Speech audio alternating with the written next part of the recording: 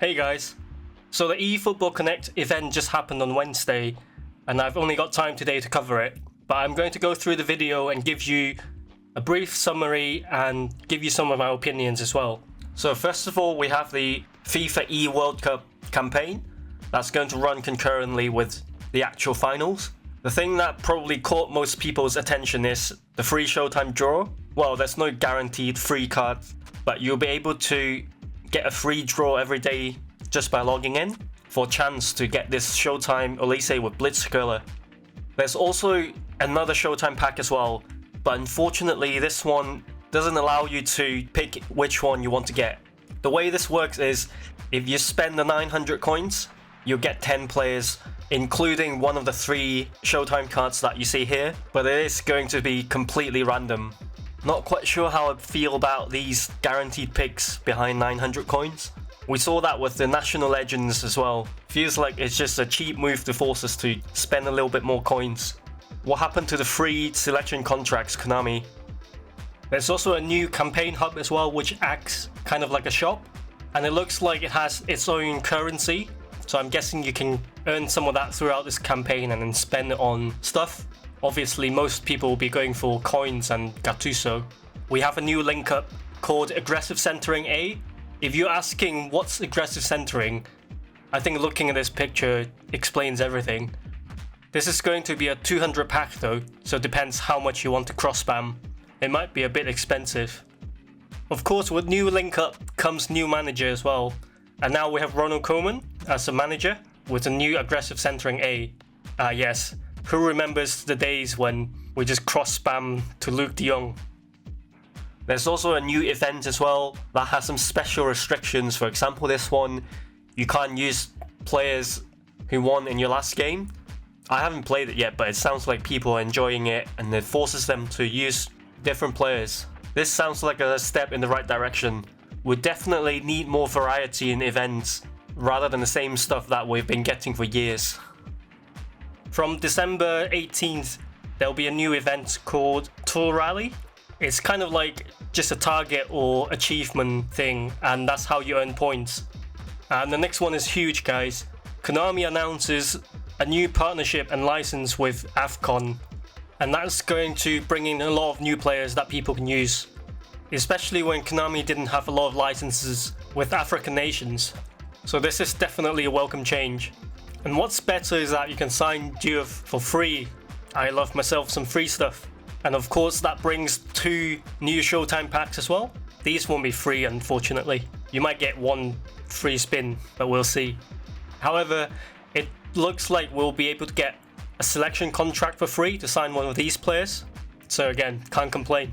So this is going to be a huge update for a lot of African players. And this is all coming on the 11th of December. It does look like we'll be getting a free Oliver Kahn, but it does say that we'll get an epic selection contract, so there might be other players in the pack, but again, we'll have to see. But this Kahn has the new GK Spirit Roar. He will scream at your defenders and somehow that will increase their physicality. This skill only activates when you are leading after half time, so imagine this skill with Fortress as well. No doubt they're going to throw this as a double skill with GK Direct Defense for paid keepers in the future. We have some new legends coming to eFootball, as well as a new Brazilian pack. This turns out to be a Flamengo pack. And in January, we'll finally see the return of Treasure Link. Looking forward to the free stuff, and good to see that Konami hasn't forgotten about it. Konami are also doing a nominating contract idea contest that's currently running now. And all you need to do is just to go to their Instagram and reply to their post with your idea. Not really that interesting to me, and they're just going to get a lot of kids asking for Ronaldo anyway. And so we move on to the gameplay update, and this is going to be a huge one because it looks like through balls are getting nerfed in this update. We've all seen these so many times. Essentially, players do 1-2 and your defender just can't track the runner, and one simple through ball and he's in. So it looks like in the new update, the defender will be able to follow the runner a bit better, depending on defensive awareness. But this will require further testing. Speaking of, I'm going to be streaming tomorrow and trying a new update for the first time. But yeah, essentially they said they've reduced the difference between players' top speed and acceleration, and also reduced acceleration's decline as player lose stamina. So previously, when you have no stamina, players' acceleration would drop by 20%. I'm guessing this will just be a 10%, just like how stamina affects speed. This could be either a good thing or bad thing. It does mean that defenders with no stamina can still chase you around like mad. And finally, they've made changes so that player stat defensive awareness can now affect acceleration levels. So this is going to be similar to how in offense, attacking awareness can affect player acceleration as well. But if you remember, that applies to AI runs. But in this case, in the video, this is a manual run. So again, this will require more testing to see how exactly that impacts player acceleration.